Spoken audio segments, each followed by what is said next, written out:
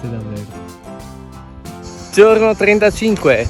Un bellissimo risveglio mi prepara alla tappa forse più pesante del viaggio finora.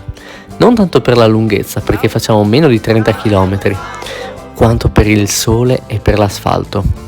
A Cossato mi raggiunge Alessandro, che decide di fare un pezzo di camminata con me e accompagnarmi fino a Biella. E quando ci arriviamo è quasi già sera.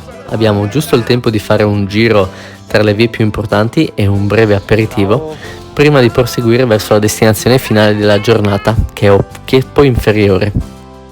E qui passerò la notte ospite di due ragazzi, Alessandro e Sara, gentilissimi e super intraprendenti. Hanno già una propria pizzeria. Macchina, Chieppo Inferiore!